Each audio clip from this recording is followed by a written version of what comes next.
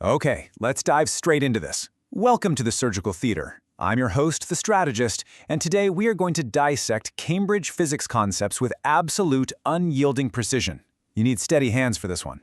We're looking at the fundamental bedrock of the entire subject, numbers and units. But we're not just going to talk about basic definitions. No, we are building a bulletproof exam strategy today. Whether you are taking syllabus 0625, 0651, 0652, 5054, or even looking ahead to A-Level 9702, mastering this concept-first approach is exactly what separates the average students from the absolute top-tier thinkers.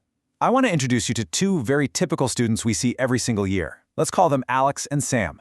Now, Alex is the kind of student who overloads every single answer with raw physics facts. Alex will hit you with a wall of text, writing down every equation they can remember, but there's absolutely zero analysis. On the other hand, we have Sam. Sam rushes. Sam looks at the clock, panics, and completely misses the command word requirements of the question.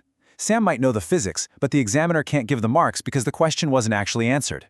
Today, we are going to look at their flawed answers, look at the red pen marks all over their past papers, and show you exactly how to transform those mistakes into perfect scores. Too often, students treat units like a decorative afterthought. It's just a little letter you slap at the end of a math problem, right? You're just hoping the examiner is feeling generous and gives you a mark. But look at a real past paper question. Ask yourself right now, what physical effect, measurement, or prediction actually depends on understanding numbers and units? We begin here because understanding units is absolutely necessary for predicting physical outcomes. Without units, numbers are just meaningless ghosts floating on the page. Think about Alex again. Alex might calculate that a force is 50 and just write 50 and move on. 50 what? Newtons? Kilonewtons? If you're building a bridge, the difference between those units is the difference between a safe structure and a total collapse. And Sam? Sam might write 50 newtons, but failed to explain what that force actually does to the object because they ignored the command word describe. When you shift your mindset to see units and numbers as the ultimate key to predicting reality, you stop memorizing decorative facts and you start actually doing physics. You become an examiner's dream. Here is our step-by-step surgical plan for today. 1. Why units matter. 2. The core architecture. 3. Real-world grounding. 4. Dissecting the exam trap. And 5. The quick recall framework. Let's get to work. Moving right into Section 1, Why Units Matter. The journey of mastering physics is essentially the journey of translating how we talk every day into a highly specialized language. Let's look at this comparison. When you rely solely on memorized wording, like Alex does, you become completely dependent on seeing a familiar question. The second the examiner throws an unfamiliar curveball scenario at you, that rigid wording just shatters. You freeze. Instead, you need true physics vocabulary. This reasoning-based approach focuses heavily on physical effects and measurable quantities. Now, let's talk about the absolute game changer here: decoding command words and using the PEAL framework. PEAL stands for Point, Evidence, Explanation, Link. When an examiner uses a command word like explain, they aren't asking for a memorized sentence. They want you to make a point, back it up with evidence from the numbers or units given, provide a physical explanation, and link it back to the core outcome. Alex fails because there is no link. Sam fails because there is no explanation. Adopting true physics vocabulary and structuring it with the PEAL framework allows you to reason your way through any unfamiliar physical effect. It makes your knowledge completely bulletproof. Now, before we continue, subscribe to our YouTube channel, Ace the Exams, at AceTheExams_IGCSE to excel in your Cambridge examinations. Click that subscribe button and hit the bell icon right now. Section 2. The core architecture. Let's break down the mechanics of a perfect answer. This four-step sequence is your micro-gateway into the bigger scientific pattern. Whenever you are faced with a concept involving measurements and units, guide yourself through these linked steps. Step 1. Identify the exact quantity or phenomenon. That's your point in the PEAL framework. Step 2. State the symbolic relationship or definition involved. That's your evidence. Step 3. Explain the underlying physics. Obviously, that's your explanation. And Step 4. Connect it to a real observation, experiment, or device. That is your link. Now, let's do a quick 30-second challenge. I want you to mentally look at how top students structure their answers. If a question asks you to explain how the unit of resistance is derived, Alex would just write V equals IR. Sam would write resistance is ohms. Neither gets full marks. The PEAL answer says, resistance is the ratio of potential difference to current. The evidence is the formula R equals V over I. The explanation is that 1 ohm is 1 volt per ampere. The link is that this tells us how much voltage is required to push 1 amp of current through a specific real-world component. See the difference? That sequence moves you logically through any phenomenon, ensuring you hit every single assessment objective. This quote right here is a direct, critical insight into the Cambridge examiner's mind. The best answers show both understanding and application. You cannot have one without the other. Understanding is knowing the exact unit. Application is explaining what it physically does. If you use that 4-step architecture, that PL framework we just looked at, you are automatically demonstrating both understanding and application in a seamless, logical flow. You leave the examiner no choice but to give you the marks. We are about to move into the transformation phase, where we take the red pen marks on Alex and Sam's papers and literally turn them into green check marks. That brings us perfectly to Section 3, Real-World Grounding. Look at these fields: engineering, transport, energy, medical technology. Numbers and units are not confined to your classroom whiteboard.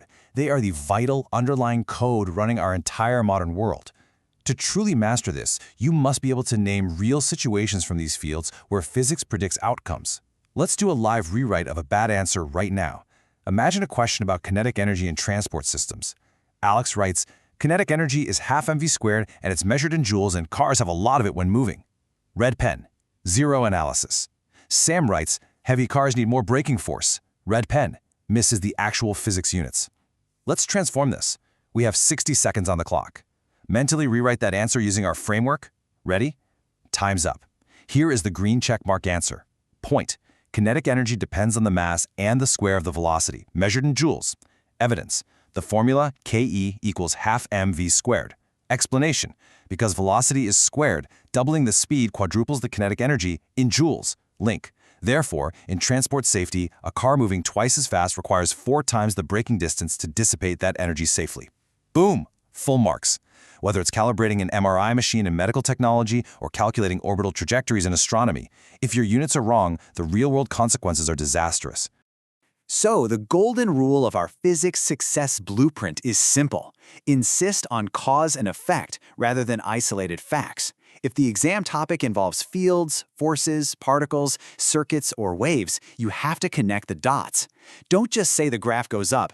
Explain what the slope or the area under the line actually represents in the physical world. If the area under a speed-time graph represents distance, the units of the axes, meters per second multiplied by seconds, cancel out to leave meters. Cause and effect is the literal heartbeat of physics. Stop scrolling. Subscribe to our YouTube channel, Ace the Exams, at Ace the Exams IGCSE to excel in your Cambridge examinations. We've helped thousands of students improve by 2 to 3 grade boundaries. Join them right now by subscribing to Ace the Exams IGCSE and turn on all notifications so you never miss our weekly exam strategy sessions. Let's move to Section 4, Dissecting the Exam Trap. Welcome to our interactive workshop. Now we are going to bring our precision instruments back to the surgical table and dissect the invisible traps that cost you marks. Compare these two approaches on screen. A common weakness is throwing isolated formulas at the page, which is classic Alex behavior.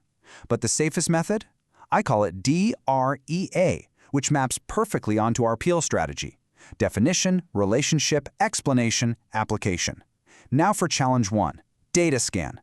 Imagine a complex data table showing the relationship between pressure, volume, and temperature of a gas. I'm putting 60 seconds on the visual timer. Your job is to extract the core trend using units. Go. Look at the pascals, look at the cubic meters, look at the Kelvin. You need to instantly see that as volume decreases, pressure increases, assuming temperature is constant. Time's up. If you couldn't spot that trend through the units, you are falling into the exam trap. You must build your answer like a solid brick wall, moving from the definition of the variables into the relationship, explaining the physics, and applying it. Let's move to Challenge 2, Find the Flaw. Look at these specific traps on the screen. Writing the correct formula without explaining the variables. Quoting a process without linking it to a physical effect. Giving an example without showing why it follows from the physics. Let's look at a flawed sample paragraph. Evaporation causes cooling because the most energetic molecules leave the surface. For example, sweating cools you down. Can you spot the sentence losing marks? It's the example. It states a fact, but doesn't show why it follows the physics using energy units. Now challenge 3, speed writing. You have 30 seconds to write one perfect paragraph fixing that flaw. Go! You need to explain that removing the most energetic molecules lowers the average kinetic energy of the remaining liquid. Since temperature is a measure of average kinetic energy, the temperature drops. removing heat energy, measured in joules, from the skin. Time. Keep your microtopics tightly connected to a clear cause and effect chain. Never leave the examiner guessing. Let's bring it all home with Section 5, the Quick Recall Framework. We've talked about the theory, we've fixed Alex and Sam's mistakes, and we've built the structure. Now let's harden this knowledge into our final actionable exam strategy.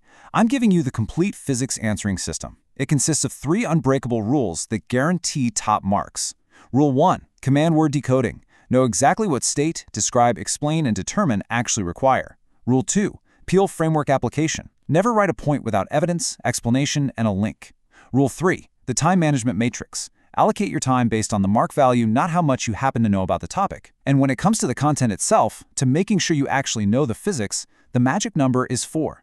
There are exactly 4 revision prompts you must be able to answer aloud to ensure your progress bar hits 100% mark potential. Here is your cheat sheet recap. Prompt 1, what is the core idea? Prompt 2, what changes physically? Prompt 3, what quantity, calculation, or graph actually shows this change? And Prompt 4, where is it used in the real world? If you can master these 4 prompts and rattle off the answers for any given concept in the Cambridge syllabus, you possess the ultimate blueprint. You won't just be memorizing equations, you will understand the living, breathing mechanics of the universe. You will be able to tackle any numbers and units problem confidently, regardless of how the examiner tries to trick you. So, I leave you with this final, provocative thought. The next time you solve a physics problem, don't just stop at the number. Ask yourself, can you actually justify the link between your numerical calculation and its real-world physical consequence? If you can do that, you aren't just studying physics, you are a physicist. Listen, students who implement these physics strategies see an average improvement of 2 grade boundaries, but only if they practice consistently with our weekly videos. Here's your final reminder. Subscribe to our YouTube channel, Ace the Exams, at acetheexams_IGCSE to excel in your Cambridge examinations. Subscribe right now to acetheexams_IGCSE and click that bell. Don't let another exam pass you by. Drop a comment below with your target grade for physics and the biggest challenge you're facing. Our team responds to every single comment. Like and share this video with a study partner right now. Ace the Exams. Your Cambridge success starts here. Keep practicing, stay sharp, and I'll see you in the next explainer.